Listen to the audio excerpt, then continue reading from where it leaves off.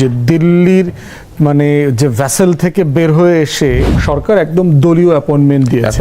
সেটা হচ্ছে গণতান্ত্রিক প্রতিবাদকে হটকারিতা বলেছেন মাননীয় প্রধানমন্ত্রী। এই কথাকে প্রতিবাদ করে এনসিপির আহ্বায়ক নাহিদ ইসলাম বলেছেন এই পেটানোর কাজটা কারা করেছে এই যে জামাত শিবিরের লোকজন, কিন্তু দোষ হবে কার? এটা দোষ হবে যে এই যে বিএনপির আমলে মব চলছে। প্রশ্ন হচ্ছে আপনি একটা জিনিস ওয়াদা করলেন না, এখন আপনি তো একটু লজ্জিত হওয়া দরকার প্রথমত। এর সাথে হচ্ছে গণ অভ্যুত্থানের কারণে ইন্ডিয়ান এলিমেন্টটা যোগ হয়েছে, অতএব জেনুইনলি বাংলাদেশ সরকারকে দেখা দরকার। শেখ হাসিনা 17 বছরে ধরে জঙ্গি দমনের নামে যে ইনহিউম্যান পলিটিক্সটা করেছে, ভারতকে চাপে রাখছে, তো আপনাকে দেখতে হবে যে এর মধ্যে পলিটিক্সটা কোথায়। এই যে সরকারের 6 মাস, আপনাদের মূল্যায়ন কি? আপনারা তো একটা মূল্যায়ন করেছেন সরকারের 6 মাসের, আপনারা কি বলবেন? ধন্যবাদ।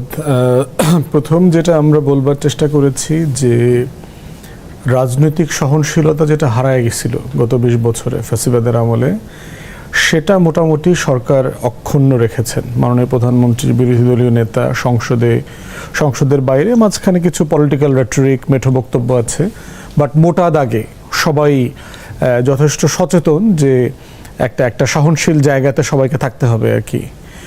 এবং রাজনৈতিক সহিংসতা যে হয় নাই, খুন খারাপি হয় নাই ব্যাপারটা তা না, ক্যাম্পাস ভায়োলেন্সও হয়েছে প্রচুর, কিন্তু সেটা এমন জায়গায় যায় নাই যে সরকারি দল বোধ করছে যে বিরোধী দলকে নির্মূল করে ফেলতে হবে, অথবা বিরোধী দল বোধ করতেছে সরকারি দলকে টেনে হিচড়ে ক্ষমতা থেকে নামাতে হবে। এই ধরনের টেন্ডেন্সি কোনো পক্ষের মধ্যে নাই, যেটাকে আমরা মোটা দাগে বাংলাদেশ সাপেক্ষে একটা সফলতা বলছি আর কি।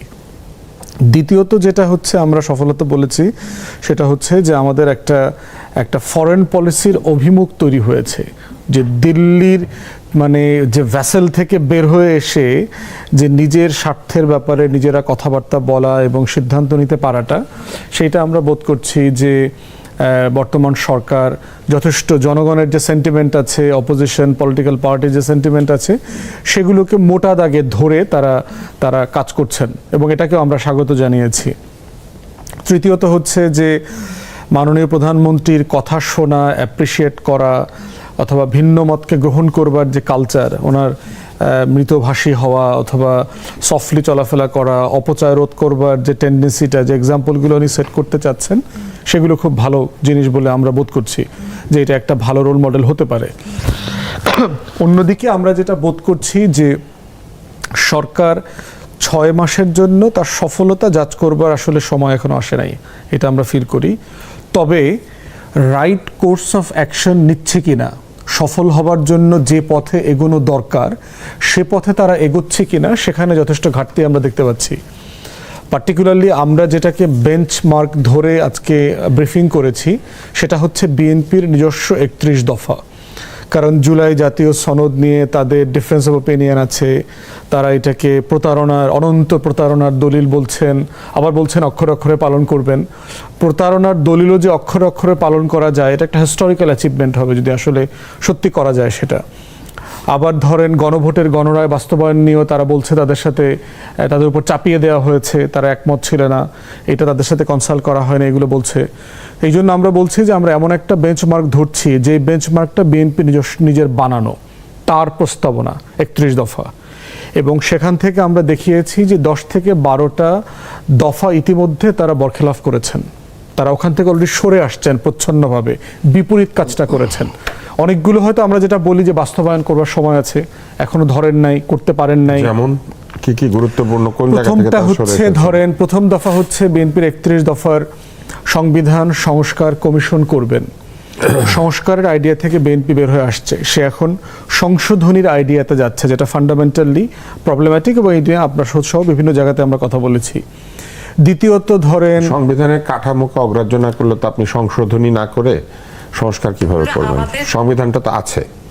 হ্যাঁ, ওইটাই এই জন্য বলছি যে সেখানে কিছু যোগ বিয়োগ করতে গেলে তো সংশোধনী করতে হবে। না, সংশোধনী 142 যে লিমিটেশন, আপনি মৌলিক কাঠামোতে হাত দিতে পারবেন না। যেমন ধরেন সব পার্টি একমত হয়েছে 2টা কক্ষ করবে, দ্বিকক্ষ করবে, এটা basic feature of the constitution. এখানে আপনি হাত দিতে পারছেন না সংশোধনী ইনস্ট্রুমেন্ট দিয়ে। ধরেন বিএনপি বলেছে সে তার 5th অ্যামেন্ডমেন্ট ফেরত নিয়ে আসবে, 4টা মূলনীতি বিএনপি যেটা ছিল সেটা ফেরত নিয়ে আসবে, আর বাকি 3টার ব্যাপারে আমরা সবাই একমত হয়েছি, যেটা আমাদের মুক্তিযুদ্ধের 3টা মূলনীতি, সাম্য, মানবিক মর্যাদা, সামাজিক সুবিচার। ওখানে বলা আছে এটা ফান্ডামেন্টাল মানে ফিচার্স অফ দ্য কনস্টিটিউশন। এখন বেসিক ফিচারে আপনি হাত দিতে পারবেন না আর্টিকেল 142 ইনস্ট্রুমেন্টটা ইউজ করে। এই জন্য আমরা একমত হয়েছিলাম সংস্কারে যেতে হবে। বিএনপিরও প্রথম প্রস্তাবনা এটাই ছিল। তা আমরা বোধ করছি বিএনপি সেখান থেকে সরে এসে সংশোধনীর রুট ধরেছে। দ্বিতীয় দেখেন, বিএনপির 31 দফায় বলা আছে যে স্থানীয় সরকারে দলীয় কোনো মনোনয়ন তারা দিবে না মৃত্যুজনিত কারণ ছাড়া অথবা আদালতের আদেশ ছাড়া।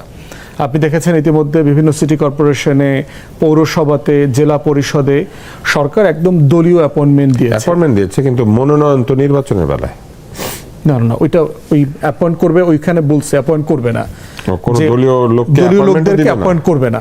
এটা তাদের 31 দফায় বলা আছে। তৃতীয়ত বলা আছে যে রাষ্ট্রীয় ধরেন সাংবিধানিক সংবিধিবদ্ধ প্রতিষ্ঠানে মেধা যোগ্যতার ভিত্তিতে নীতিমালা প্রণয়ন করে তারা অ্যাপয়েন্ট করবে। আপনি দেখতে পেলেন যে 12টা কর্পোরেশন সহ বিভিন্ন প্রতিষ্ঠানে তারা একেবারে দলীয় পদধারী কেন্দ্রীয় নেতাদেরকে অ্যাপয়েন্ট করছে, নির্বাচন commission, PSC, Bangladesh bank, ICT, এগুলো নিয়ে তারা। এবং আমরা কিন্তু দলীয় অ্যাপয়েন্টমেন্টের বিপক্ষে নই। মানে আপনারা বলছেন সরকার দলীয়করণ করছে, মানে তাদের দফার বরখেলাপ করছেন একদম। মানে আমরা মানে অভিযোগটা এমন ভাবে করছি না যে এটা না বোঝার কোনো বিষয়। তারা যে কথা দিয়েছিল সেটাই রাখছেন। আপনার ওয়াদা।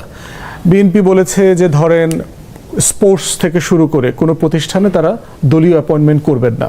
দেখলেন তো বিসিবিতে বোর্ডে কি করলো, পাওয়ার দেওয়া ক্রিকেট বোর্ড দখল করে টোরে যাচ্ছে, তাই নির্বাচন একটা পাতানো নির্বাচন করেছে। এরপরে দেখেন প্রশাসনিক পদে তারা যোগ্যতা মেধা ভিত্তিতে তারা অ্যাপয়েন্টমেন্ট করবে, তারা বলেছে করছে না, দলীয় লোকদেরকে করছে।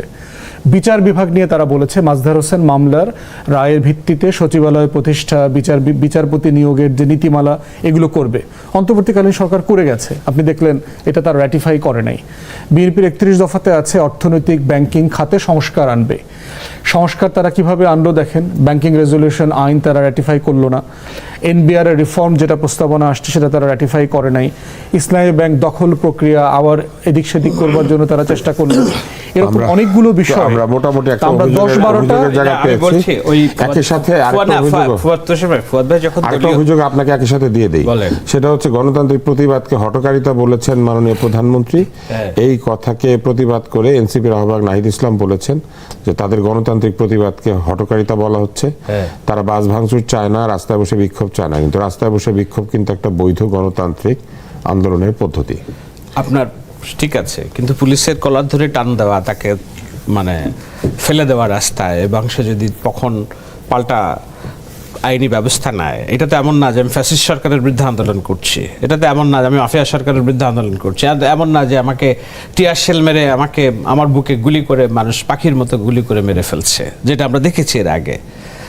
তো এখন এই সরকার যেটাকে আমরা বলছি যে না, অলরেডি পুলিশের ব্যাকবোন নষ্ট, অলরেডি মনোবল নষ্ট, ল অ্যান্ড অর্ডার সিচুয়েশন। আপনি দেখেন তো আমাকে গত 6 মাসে 180 দিনে এই যে মব কালচারের বিরুদ্ধে যে আমাদের অবস্থান, রাষ্ট্রীয় বিএনপির একদম মৌলিক অবস্থান মব কালচারের বিরুদ্ধে, দ্যাটস ওয়াই আমরা বিএনপিকে সাপোর্ট করেছি। যে না, তারা বলছে যে মব কালচারের আজ থেকে সমাপ্তি, কিন্তু আমরা তো এখনো দেখছি যে 2-1 জায়গায় হচ্ছে, এটা মব হচ্ছে। কারা করছে এগুলা একদম স্পষ্ট করে যদি আপনি চেহারা দেখবেন যে ওই যে কি যেন একটা ছেলেটার নাম জামায়াতের শিবিরের আয়াস, কি যেন আরেকটা ছেলের নাম রাজশাহী বিশ্ববিদ্যালয়ের আম্মার। এর কারা, কাদের প্রোডাক্টেরা, মব এরা করছে।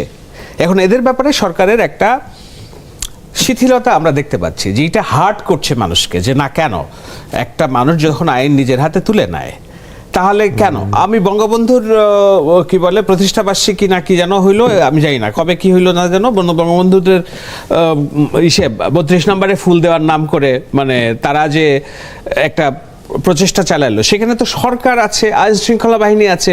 আপনি দেখছেন বিএনপি যুবদলের একজন মানুষকে কারো গায়ে হাত দিতে, শেখ মুজিবকে শ্রদ্ধা জানাইতে এমনিতেও তো বাংলাদেশে আওয়ামী লীগের লোকজন নাই, 2-1 হয়তো গেছে, আমি জানি না কি অবস্থা আছে, কিন্তু ওখানে একজন রিকশাওয়ালাকে পেটাইতে হবে, এই পেটানোর কাজটা কারা করেছে এই যে জামাত শিবিরের লোকজন। কিন্তু দোষ হবে কার? এটা দোষ হবে যে এই যে বিএনপির আমলে মব চলছে, মব কালচার চলছে। সো এইগুলা সরকারকে দেখতে হবে যে, কিন্তু এগুলো নিয়ে যখনই তারা কথা বলার চেষ্টা করছে তখনই এই যে বলছে যে গণতান্ত্রিক আন্দোলন, গণতান্ত্রিক যে আমাদের চর্চা, সেইটার বিরুদ্ধে অবস্থান নিচ্ছে সরকার। নো, সরকার বলছে যে হঠকারী রাজনৈতিক কর্মসূচি করা যাবে না।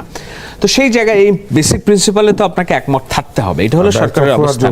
আমি ব্যারিস্টার ফুয়াদের অভিযোগের ব্যাপারে একটা জিনিস বলি, দেখেন একটা দল আসছে এখন, আমি যদি ধরি যে এবি পার্টি কোনোদিন রাষ্ট্র ক্ষমতায় যদি যায়, তা ব্যারিস্টার ফুয়াদকে কি একটা রাষ্ট্রীয় পদে বসাবে না এবি পার্টি? জামায়াত ইসলামের যে ইসলামী ব্যাংক পরিচালনা করে, সেখানে কি একটাও নন জামায়াত ইসলামী অফিসার আছে, এক্সিকিউটিভ ডিরেক্টর আছে, কিংবা তাদের যে ইবনে সিনা হাসপাতাল, হোয়াট এভার দ্য ইনস্টিটিউশনস, এইটার দলীয়করণ আমরা চাই না। কিন্তু এই যে ঢালাও দলীয়করণের যে অভিযোগ আসছে, সেটা কতখানি সত্য, এইটা নিয়ে একটা প্রশ্ন আছে। এই কারণে যে 31 দফার উদাহরণ ব্যারিস্টার ফুয়াদ দিলেন, উইথ ডিউ রেসপেক্ট, 31 দফায় বিএনপি স্টকর বলেছে যে দলীয়করণ রোধে সংকীর্ণ রাজনৈতিক দলীয়করণের ঊর্ধ্বে উঠে সব রাষ্ট্রীয়, সাংবিধানিক এবং সংবিধিবদ্ধ প্রতিষ্ঠানে স্বচ্ছতা ও বিশ্বাসযোগ্যতা পুনঃপ্রতিষ্ঠা করা। আপনি দেখেন টার্মসগুলো দেখেন, রাষ্ট্রীয়, সাংবিধানিক এবং সংবিধিবদ্ধ প্রতিষ্ঠান। কারণ সাংবিধানিক প্রতিষ্ঠান বলতে আপনার বোঝায় দুর্নীতি দমন কমিশন। তো দুর্নীতি দমন কমিশনে কি রাজনৈতিক নিয়োগ হয়েছে কিনা? নির্বাচন কমিশনে রাজনৈতিক নিয়োগ হয়েছে কিনা? নির্বাচন কমিশন তো তৈরি করে গিয়েছেন অন্তর্বর্তী সরকার। হ্যাঁ, আর দুর্নীতি দমন কমিশন থেকে পদত্যাগ করার পরে তারা নতুন লোক নিয়োগ এখন অনেকগুলো আছে, আইন কমিশন আছে, তথ্য কমিশন আছে, এগুলো আছে। আমি বলছি আইন কমিশন, মানবাধিকার কমিশন নিয়ে আইনি জটিলতা আছে, সেটা তো এক্স্যাক্টলি সেই জন্য বলছি, যখনই বলা হচ্ছে দলীয় নিয়োগ হচ্ছে, এখন ঢাকা বিশ্ববিদ্যালয়ের ভিসি যখন নিয়োগ হলো নিয়াজ, আমরা কি খুব লাউডলি বলছিলাম কিনা জামায়াতের দলীয় ভিসি নিয়োগ হচ্ছে?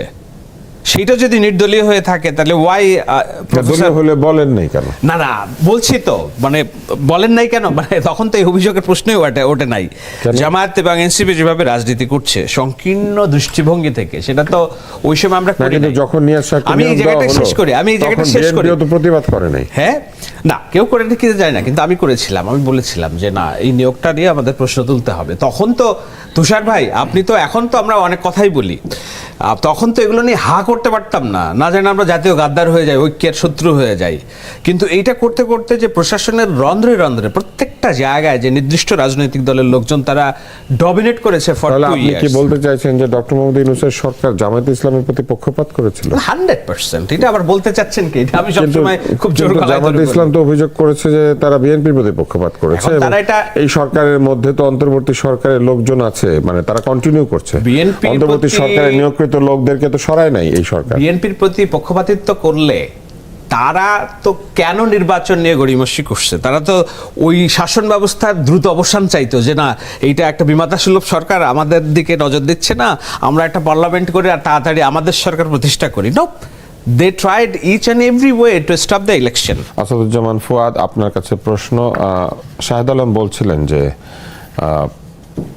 এক ধরনের দলীয়করণ করা হয়েছিল অন্তর্বর্তী সরকারের সময়, জামাত ইসলামের প্রতি নাকি অন্তর্বর্তী সরকারের এক ধরনের হেলে পড়া ভাব ছিল। এখন প্রশ্ন হচ্ছে, দেখেন, অন্তর্বর্তীকালীন সরকারের ক্ষমতায় থাকা সবচেয়ে বড় বেনিফিশিয়ারি কারা?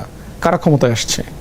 দিন শেষে বিএনপি ক্ষমতায় আসছে। দিন শেষে তো বিএনপিরই আসার কথা ছিল, কারণ বড় বেনিফিশিয়ারি জামাত ইসলামী, বিএনপি ইতিহাসের সবচেয়ে ভালো পলিটিক্যাল সিচুয়েশনে বিরোধী দল হয়েছে। জামাত ইসলাম তো ক্ষমতায় আসার সম্ভাবনা আরো ভালো ছিল না অতীতের রেজাল্ট বিবেচনায়। প্রশ্ন হচ্ছে, যদি আপনার ধরেন কোনো দুষ্টামি চিন্তা থাকতো, আপনি প্রশাসনকে দিয়ে ইঞ্জিনিয়ারিং করবেন, তৃতীয় কোনো পক্ষকে ক্ষমতায় আনাবেন, এই ধরনের দুষ্টামি করতে চাইলে ইউনূস করতে পারতেন।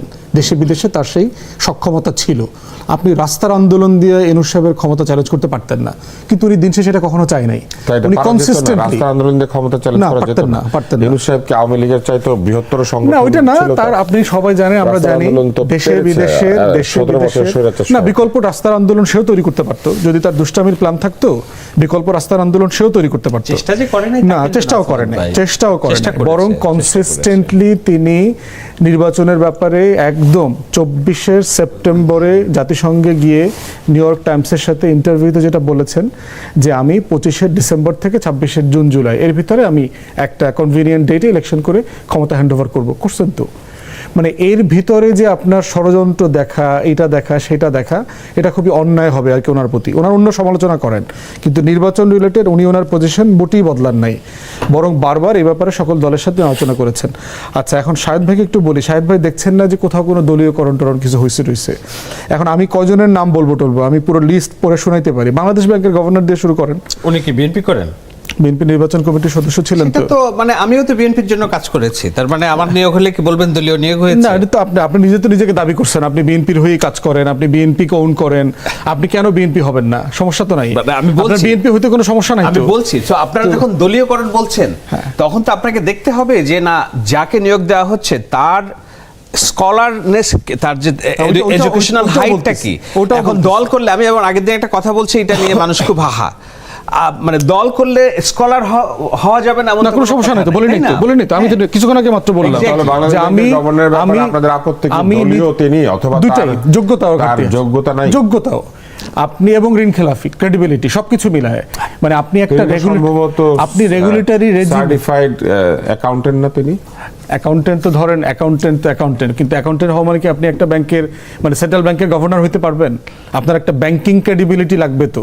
বাংলাদেশ ব্যাংকের গভর্নর কারা হয়েছেন তাদেরকে একটু ব্যাকগ্রাউন্ড চেক করেন। অন্যান্য আমার সার্কের 5-7টা দেশের সেন্ট্রাল ব্যাংকের গভর্নর কারা আপনি একটু চেক করেন। আমাদের হিস্ট্রিতে যারা হয়েছেন তাদের সাথে একটু কম্পেয়ার করেন।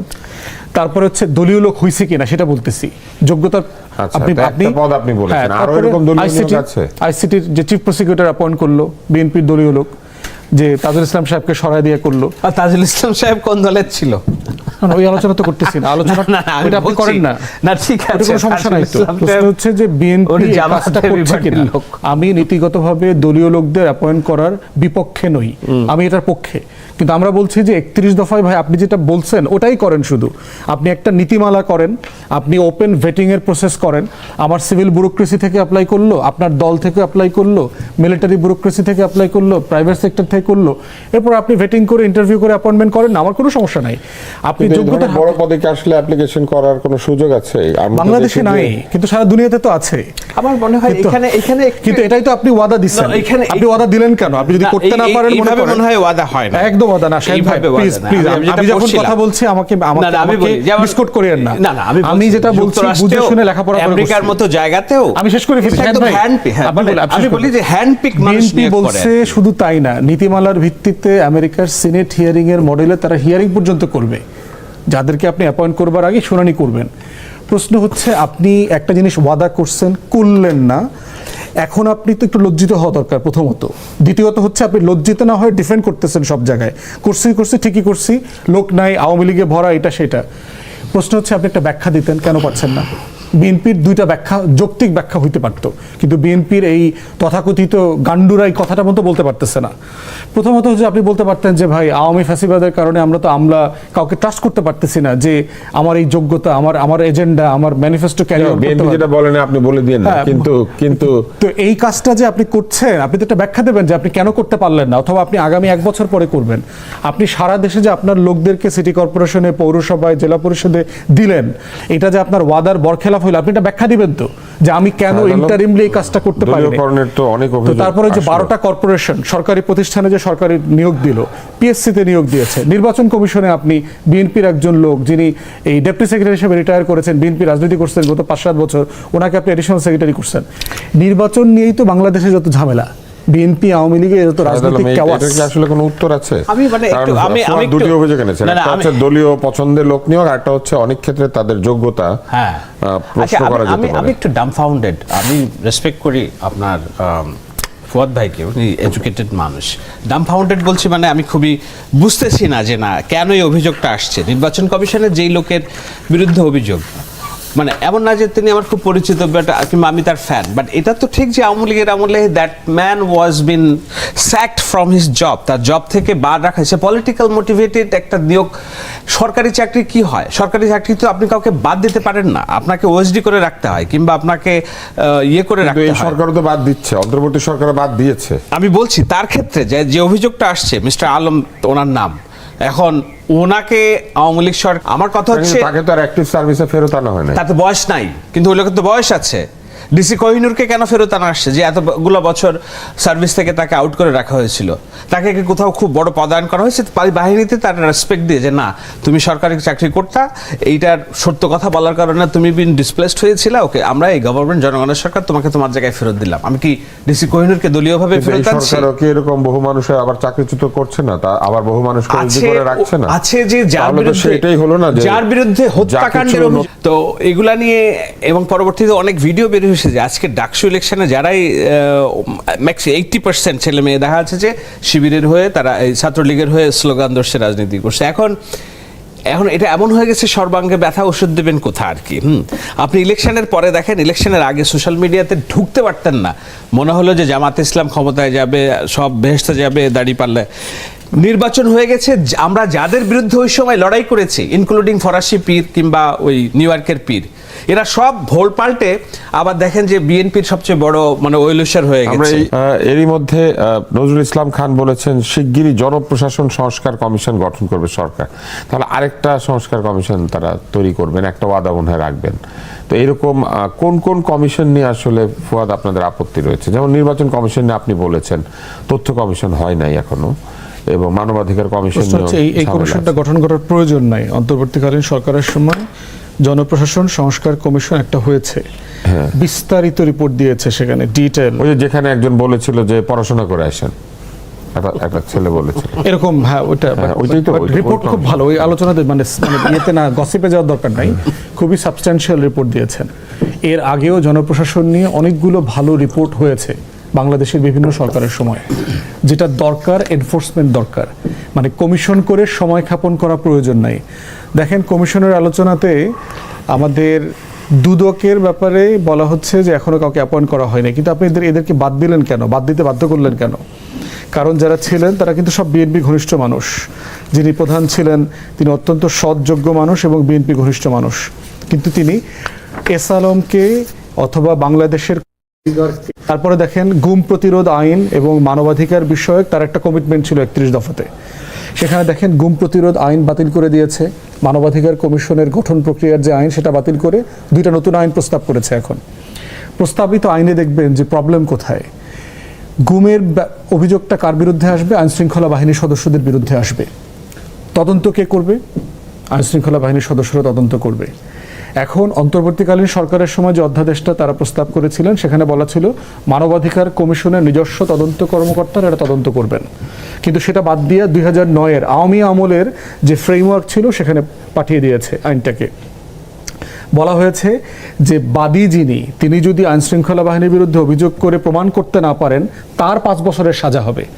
এখন আপনি চিন্তা করে দেখেন যে আমার ভাই, বাবা, কেউ একজন গুম হয়েছে, আমি সরকারের বিরুদ্ধে অথবা আইনশৃঙ্খলা বাহিনীর বিরুদ্ধে মামলা করে প্রমাণ আমি কিভাবে করব? তাহলে কি আমি মামলা করার ব্যাপারে আপনি আমাকে ডিসকারেজ করছেন যে প্রশাসন তো আমাকে হেল্প করবে না, প্রশাসনের বিরুদ্ধে আমি কিভাবে লড়াই করব, আমাকে 5 বছরের জন্য জেলে যেতে হবে? এই ধরনের ড্রাকোনিয়ান আইন আওয়ামী লীগের সময়ও ছিল না, আরও বেশি ড্রাকোনিয়ান করেছে। মানবাধিকার কমিশন একই রকম, নিজস্ব তদন্ত কর্মকর্তা, নিজস্ব তদন্ত করবার যে অধিকার ছিল, এই ফ্রেমওয়ার্কটা এখান থেকে উঠায় দেওয়া হয়েছে। তাহলে প্রশ্ন হচ্ছে যে আপনি তো আপনার নিজের ওয়াদাটা বরখেলাপ করছেন। ইতিমধ্যে কমিশনগুলোতে, পিএসসিতে যে অ্যাপয়েন্টমেন্ট হয়েছে, বিভিন্ন জায়গায় দেখতে পাচ্ছি, আপনি তো ওয়াদা রাখতেছেন না, তাহলে ওয়াদা করলেন কেন?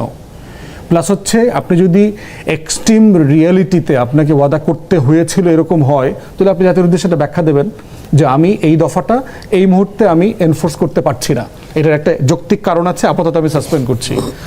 তো এই যে কাজগুলো করতেছেন, জ্বালানি কাঠামো একই রকম, দেখেন যাকে তাকে আপনি গোপন চিঠি দিয়ে আপনি ব্যবসা দেওয়ার চেষ্টা করছেন। দরকার নাই তো, আমার কোনো কোম্পানি কাজ পাইলে আমার কোনো সমস্যা নাই, কিন্তু যেটা দরকার সেটা হচ্ছে নীতিমালা করতে হবে। ন্যাশনাল ইন্টারেস্ট কীভাবে সার্ভ করবেন, জনগণের সম্পত্তির মালিকানা কীভাবে আপনি এনশিওর করবেন।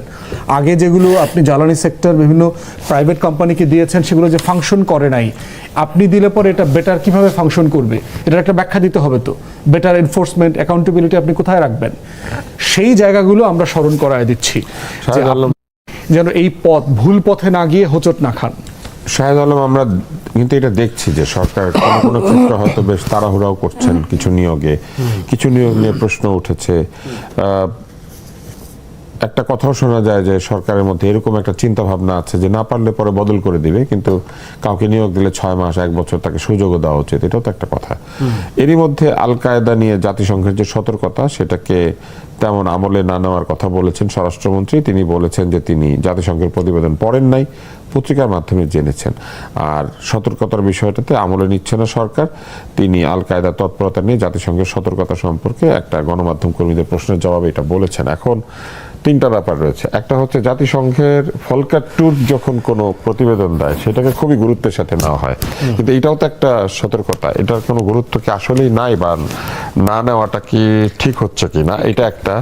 আরেকটা হচ্ছে যে এই ধরনের একটা রিপোর্ট স্বরাষ্ট্রমন্ত্রী কি পড়বার কথা না, কারণ এটা তো একটা গুরুত্বপূর্ণ কথা, কিন্তু তিনি বলেছেন তিনি পত্রিকা থেকে জেনেছেন। তার মানে কি সরকারকে অবহিত করার দায়িত্ব যাদের, তারাও কি ঠিকঠাক মতো সরকারকে অবহিত করছেন না, অথবা এই প্রথমে বললেন যেটা হলো যে একটু কারেকশন আছে, ভলকারটা হচ্ছে ইউরোপীয় ইউনিয়নের। হ্যাঁ, কিন্তু উনি তো মানবাধিকারের রিপোর্ট দিয়েছেন। মানবাধিকার না, ওইটাই জাতিসংঘের মানবাধিকার কমিশন, জাতিসংঘের মানবাধিকার কমিশন সংক্রান্ত। এখন এইটার যে রিপোর্ট, এটা টু বি অনেস্ট এখানে ওভারলুক করার কোনো সুযোগ আছে বলে আমি মনে করি না। যখন এটা বলা হয়েছে তখন এইটা যারা দায়িত্বে আছেন তারা এইটা স্ক্রুটিনাইজ করবেন, কেননা এর আগে এরকম একটা বিতর্ক বিষয় ছিল। আমি দেখেছিলাম যে তথ্য উপদেষ্টা এবং স্বরাষ্ট্রমন্ত্রীর একটা শব্দের মধ্যে কনফ্রন্টেশন, যে দেশে জঙ্গি আছে আর জঙ্গি নেই।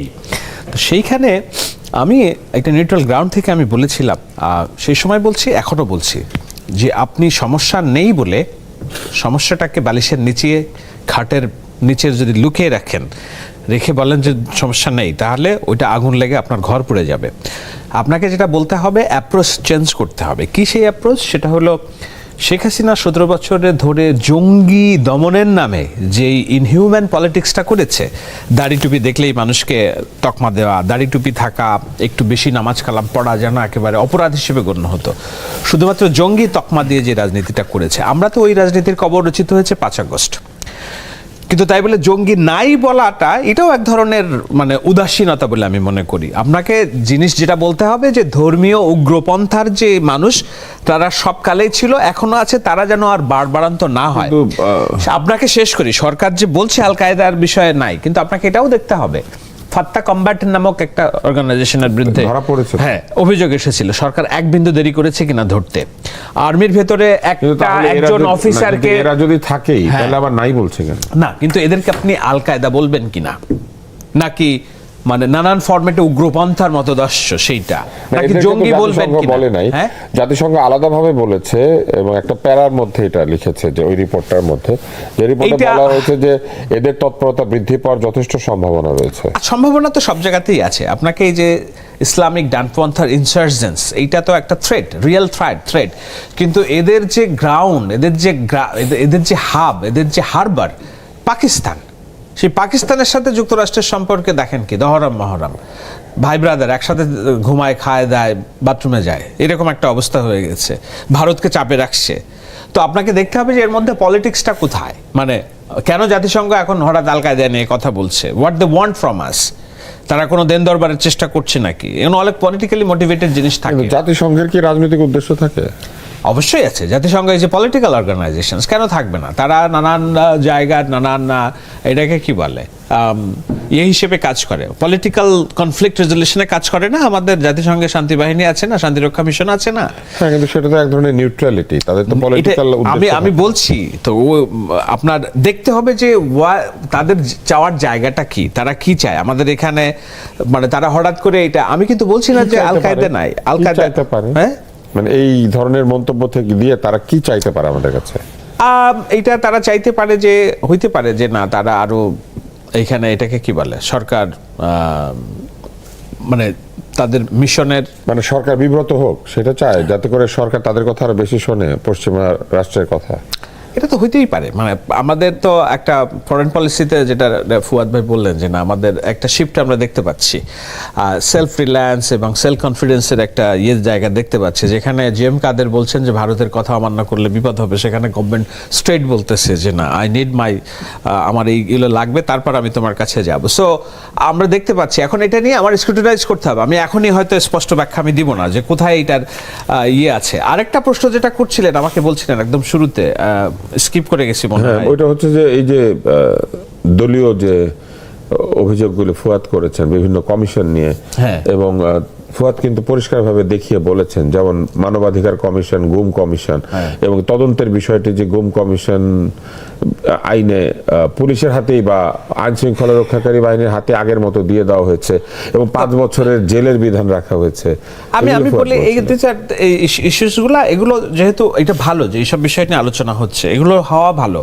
দেশ পরিচালনায় গত 6 মাসে বিএনপির বড় ধরনের কোনো ডিজাস্টার নাই, সুতরাং অপেক্ষাকৃত ছোট বিষয়গুলো সামনে এসে আলোচনার খোরাক যাচ্ছে। কিন্তু আপনাকে এটাও বুঝতে হবে যে যেমন বাংলাদেশ ব্যাংকের গভর্নরের কথা উনি বলছিলেন, আচ্ছা আমরা বাংলাদেশ গভর্নরের ডক্টর আতিউর রহমানের গভর্নেন্স তো আমি দেখেছি বাংলাদেশ ব্যাংকের, সেই আমলে আমার $800 কোটি চুরি হয়েছে কিনা আমার এখান থেকে, বাংলাদেশ ব্যাংক থেকে গেছে কিনা, আমরা নো মোর দ্যান 800 crore মনে হয়, রাইট? ওই যে বিগ বাংলাদেশ বিগ ব্যাংক ইয়ে হলো 100 কোটি $110 মিলিয়ন আর কি, নো 110 বিগ অ্যামাউন্ট। তাজুল ইসলামের উদাহরণ দিলেন, উনি কি নির্দলীয় ছিলেন? আইসি প্রসিকিউশনের চিফ, এই যে নাবিলা ইদ্রিস গুম কমিশনার, সে কি নির্দলীয়? মানে তারা করলে নির্দলীয় আর অন্য স্কলার করলে দলীয় হয়, এটা এই থিওরিটা কোথা থেকে আসলো? দলীয়র বদলে দলীয় দিলে তো একই রকম হলো না, সেই যা নতুন সেটাই পুরাতন হয়ে গেল না? আপনি দল ছাড়া আপনি মানুষ কোথায় পাবেন? উনি তো, আমরা তো বলছি একটা জায়গায় প্রিন্সিপাল একমত, কিন্তু বাংলাদেশে কি কোনো দলহীন মেধাবী লোক নাই? কিছু কিছু জায়গায় I do agri on your positions, কিছু কিছু জায়গায় গভর্নমেন্ট, এটা তো এমন না যে এটা একটা দলের গভর্নমেন্ট, মানে it's a government by the people for the people. So কিছু কিছু জায়গায় এমন হতে পারতো জাতীয়তাবাদী আদর্শের নির্দলীয় লোক, আদর্শটা আমার ফ্যাসিস্টের আদর্শ না, রাজাকারের আদর্শ না, প্রো বাংলাদেশ পিপল, হ্যাঁ মানে প্রো বাংলাদেশের। আসলে $101 মিলিয়ন তারা সরানোর চেষ্টা করেছিল এবং সেখান থেকে 81 মিলিয়নের মতো তারা সরিয়ে ফেলতে পেরেছিল। 20 মিলিয়ন শ্রীলঙ্কা আটকে গিয়েছিল। ডলার মিলিয়ন ডলার মানে 8 কোটি ডলার মানে কত? প্রায় $8 কোটি মানে যদি 100 টাকা করে ধরেন 800 কোটি টাকা। আর তখন 100 টাকা ছিল না অবশ্য, ডলারের দাম কম ছিল, 82-83 টাকা। তো ওই যে আমি 800 কোটি টাকা বললাম, মানে ওই রকম অ্যাজাম্পশনস থেকে হ্যাঁ। তো যেটা ঘটেছে সেটা হচ্ছে যে ওই সময় 20 মিলিয়ন শ্রীলঙ্কা থেকে চলে আসে এবং পরে বিভিন্ন সোর্সে জানা গিয়েছে যে $15 মিলিয়ন মতো সম্ভবত বাংলাদেশ ব্যাংক আরো উদ্ধার করতে পেরেছে, কিন্তু $66 মিলিয়ন খবর এখনো নাই আর কি। তো আমরা একটু তথ্যগত বিভ্রাট হচ্ছিল বলে এটা আমি ঠিক করে দিলাম।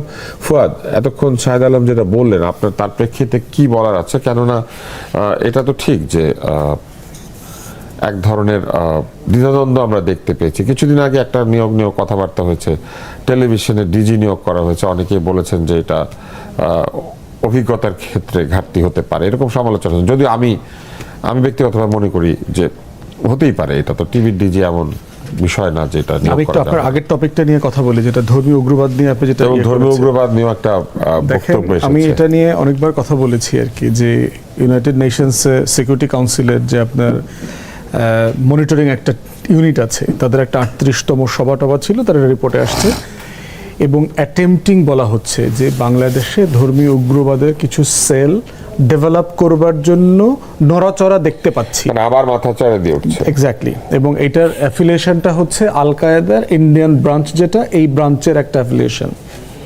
প্রশ্ন হচ্ছে যে ওয়ার অন টেররের যুগে পুরো সময়টা জুড়ে আমরা দেখেছি যে যেখানে খনিজ সম্পদ আছে, যেখানে ভূ রাজনৈতিক স্বার্থ আছে, আপনি সেখানে দেখবেন যে ওখানে ধর্মীয় উগ্রবাদ আছে। ওখানে লাদেনকে খুঁজে পাওয়া যায়, আল কায়েদাকে খুঁজে পাওয়া যায়, তারপর হচ্ছে বগদাদিকে খুঁজে পাওয়া যায়, ইরাকে, লিবিয়াতে খুঁজে পাওয়া যায়। তো এই জায়গাগুলোতে আমাদেরকে একটু ক্রিটিক্যাল হইতে হবে। একটা হচ্ছে একটা সমাজে এক্সট্রিম চিন্তার লোক আছে, এটা হলো ফ্যাক্ট। প্রশ্ন হচ্ছে যে এই ফ্যাক্টের ভিতরে কতটুকু হচ্ছে এনট্র্যাপমেন্ট, এটা মাথায় রাখতে হবে। এর সাথে পশ্চিমা গোয়েন্দা সংস্থা বলেন, মোসাদ বলেন, তারা বাংলাদেশের তাদের স্বার্থের সংঘাতে ইন্টারফেয়ার করছেন কিনা, সেল তৈরি করছে কিনা, নড়াচড়া করছে কিনা, এটা যেমন সত্য। এমন কি সম্পদ আছে যেটার জন্য এত অস্থিরতা? ভূরাজনৈতিক স্বার্থ আছে, গ্যাস খুঁজে পাই না, ভূরাজনৈতিক স্বার্থ আছে, জিওপলিটিক্যাল ইন্টারেস্ট আছে, হিউজ ইন্টারেস্ট আছে। আপনি যদি চায়নার গ্লোবাল রিটেনমেন্ট পলিসি দেখেন, পশ্চিমের হিউজ ভূরাজনৈতিক ইন্টারেস্ট আছে। সেই জায়গাতে আশেপাশে তো আরো দেশ আছে, তাদেরকে টার্গেট না করে আমাদেরকে কেন? ভিয়েতনাম আছে, না বিভিন্ন জনকে বিভিন্ন ভাবে করছে, থাইল্যান্ড আছে, কম্বোডিয়া আছে, এটা আপনি অ্যাক্সেস দেখতে হবে। মিয়ানমার আছে, সাউথ চায়না সি আপনি কোনখান থেকে ব্লক করতে পারবেন, মালাক্কা স্ট্রেট আপনি কোনখান থেকে ব্লক করতে পারবেন, চায়না বিকল্প ইউনান প্রভিন্সের থেকে বে অফ বেঙ্গলের অ্যাক্সেস কোন জায়গা থেকে চাচ্ছে, তারপরে এই আরাকানের উপর দিয়ে চাচ্ছে বিষয়, যেমন এই জায়গাগুলো আছে আর কি, এই যে কনফ্লিক্ট স্টেট, তো সেই জায়গাতে আপনার ভিয়েতনাম কনফ্লিক্ট স্টেট অলরেডি, হ্যাঁ, সো সরি কম্বোডিয়া, সো এরকম নানান বিষয় আছে। সেই জায়গায় বাংলাদেশ অনেকখানি ডেমোক্রেটিক নেশন এবং অন নেশন, সো এই জায়গা, তো এই জন্য হচ্ছে যে আইপিএস এর ইন্ডিয়ান যে আপনার ইন্ডো প্যাসিফিক যে স্ট্র্যাটেজি আমেরিকার আছে, বার্মা অ্যাক্ট আছে, বিভিন্ন কারণে তার এখানে ভূ রাজনৈতিক স্বার্থ আছে। এর সাথে হচ্ছে গণ অভ্যুত্থানের কারণে ইন্ডিয়ান এলিমেন্টটা যোগ হয়েছে। অতএব জেনুইনলি বাংলাদেশ সরকারকে দেখা দরকার যে এইখানে জিহাদ ব্যবসা নামে যেটা চলছে, এই উগ্রপন্থাকে ডিল করবার একটা জায়গা আছে, শর্ত আছে, মানবাধিকার লঙ্ঘনে যাওয়া যাবে না, এটা ওয়ার্ক করবে না। কারণ এমনি একটা প্রশাসনের উপরে গোয়েন্দা সংস্থা একটা আস্থাহীনতা আছে, এই জন্য ওই জায়গাটা খুব ওই জায়গাটা আমাদেরকে মাথায় সিরিয়াসলি রাখা দরকার এবং আলেম ওলামায়ে কেরামদেরকে ইনভলভ করে এই প্রসেসটাকে হিউম্যানলি আইনের ফ্রেমের মধ্যে ফেলে তারপরে ডিল করতে হবে এবং ন্যারেটিভকে অ্যাড্রেস করা জরুরি। কোন কোন ন্যারেটিভে সে আপনার তেহরিকি তালেবান পাকিস্তানের জন্য ফাইট করতে যাচ্ছে, একটা অ্যাসাইন্ড এবং ইনিশিয়েটেড ফান্ডেড অর্গানাইজেশনে, পাকিস্তানে গিয়ে বাংলাদেশের বেশ কটা ছেলে মারাও গেছে, তো কেনই এই ট্র্যাপে পড়ছে, এটা যৌক্তিক জায়গাটা কোথায়? এই পুরো জায়গাটা সরকারকে সিরিয়াসলি মাথা নেওয়া দরকার, বিএনপিকে মাথা রাখা দরকার। 1 থেকে 6 তারা কিন্তু এটা সিরিয়াসলি ভালোভাবে ডিল করতে পারে নাই। আগামী 6 মাস তাহলে সরকার কি করবে? সরকার যদি 6 মাস পর পরই এরকম একটা রিপোর্ট দেয় জনগণকে, আগামী 6 মাস তাহলে এটা কি করবে? খুবই প্যাথেটিক। আমি যখন 2009 সালের দিকে যখন না একাগরের যে সরকার আসলো, সেই সময় আমি তখন বিবিসিতে কাজ করতাম প্রডিউসার ফিক্সার হিসেবে। আমি দেখতাম আমার করেসপন্ডেন্ট, তার নাম ছিল হচ্ছে রোল্যান্ড বার্গ, সে খুঁজতো কোথায় একটা পলিটিক্যাল অভিযোগ আসবে যে বিএনপি জঙ্গিদের সরকার। তা আমি একদম দায়িত্ব নিয়ে বলছি, আমি একদিন গাড়ি চালাতে চালাতে যাচ্ছি, আমরা একটা অ্যাসাইনমেন্ট কভার করতে, জাহাঙ্গীর কবির নানক একটা জনসমাবেশে অভিযোগ করলেন যে বিএনপি খালেদা জিয়া হচ্ছে জঙ্গিদের মাতা। জাহাঙ্গীর কবির নানক তখন 4র্থ শ্রেণীর রাজনৈতিক নেতা, কিন্তু তার ওই বক্তব্যটাকে পিক করলো বিবিসি। আমি তখন কাজ করি বিবিসি নিউজে, ওটা এখন ইন্টারন্যাশনাল নিউজ হলো যে বাংলাদেশে বিরোধী দলের তরফ থেকে অভিযোগ করা হয়েছে সরকারি দলের প্রধান হচ্ছে জঙ্গিদের মাতা। তখন জঙ্গি শব্দটা খুব পপুলার ইন্টারন্যাশনালি। তো আপনাকে দেখতে হবে যখন বিএনপি ক্ষমতায় থাকে না, তখন জঙ্গি শব্দটা রাজনৈতিক একটা ন্যারেটিভ যখন থাকে তৈরি হয়, এবং এটার সাথে ইন্ডিয়ান এলিমেন্টস আছে, আওয়ামী লীগের এলিমেন্টস আছে, এবং সাথে ইন্টারন্যাশনাল পলিটিক্সও ছিল সে সময়। তো সেই জায়গায় বিএনপি এখন ক্ষমতায় আসছে, জঙ্গি শব্দটা নিয়ে নাড়াচাড়া ইন্টারন্যাশনাল পলিটিক্স হবে, এইটা বিএনপিকে ডিল করতে হবে স্মার্ট পলিটিক্স দিয়ে, স্মার্ট ন্যারেটিভস দিয়ে। সেইটা তারা করতে পারতেছে কিনা এই জায়গায় আপনি প্রশ্ন তুলবেন, কিন্তু এই পলিটিক্স যে হবে এটা আপনাকে মাথায় নিয়ে আগাইতে হবে। তার আরও একটা বড় কারণ হলো বিএনপির যে রাজনৈতিক সহযোগী যারা আছে বর্তমানে, যারা আছে যেমন জামায়াত ইসলামী, আমি বললে অত্যুক্তি হবে কিনা আমি জানি না, কিন্তু জামায়াত ইসলামীর চিফের নিজের ছেলে, তার আচার আচরণ নিয়ে কথা আছে যে সে তার কোন গ্রুপের সাথে তার চলাফেরা, আওয়ামী লীগের আমলে গ্রেপ্তারও হয়েছে। জামায়াত ইসলামী হয়তো নিজের প্রবলেম না, আমি বলি একটা মিনিট, জামায়াত ইসলামী নিজে প্রবলেম না, কিন্তু জামায়াত ইসলামী যেই মানে পানি যদি আমি ধরি, জামায়াত ইসলাম যেই গ্লাসে থাকে ওইটা যদি সেফও হয় ওদের আতাদর্শ, কিন্তু ওই পানির যে উপচায়ে যে পড়ে নিচে, এই নিচে অনেকগুলো পিরানহা বসবাস করে। অর্থাৎ জামায়াত ইসলামের ইসলামী রাজনীতির ছাতার নিচে অনেকগুলো পিরানহার বসবাস আছে। এই পিরানহাগুলো হচ্ছে এক্সট্রিম আইডিওলজির, এবং তারা ওই ইসলামী পলিটিক্সের লেবাসে ছায়া খোঁজার চেষ্টা করে। সেই জায়গাগুলোতে যদি জামায়াত ইসলামী বিগ পলিটিক্যাল পার্টি হিসেবে নিজে সচেতন না হয়, এবং আমাদের যেসব আলেম ওলামা আছে, আমাদের হেফাজতে ইসলামের হুজুর আছে, মুরব্বী আছেন, আরও অনেকেই আছেন, ওনারা যদি নিজেরা সচেতন হয়ে এইসব এক্সট্রিম এলিমেন্টসগুলোকে মানে কি সরকারের কাছে না ধরিয়ে দেয়, আইন শৃঙ্খলা বাহিনীর কাছে না লোকেট করে, তাহলে রাষ্ট্র হিসেবে আমরা সবাই বিপদে পড়বো। এইটা হলো আমার সতর্কবাণী। একদম কথা হচ্ছে যে জঙ্গি ইসলামী উগ্রপন্থার রাজনীতি দেশে আছে, অস্বীকার করলে আমার সমস্যা যাবে না, এটা আছে, এবং সেটা লোকেট করার জন্য জামায়াত ইসলামী এবং ইসলামী মুরব্বীদেরকে বেশি অ্যাক্টিভ হইতে হবে। ধন্যবাদ আজকে আসাদুজ্জামান ফুয়াদ এবং শাহেদ আলম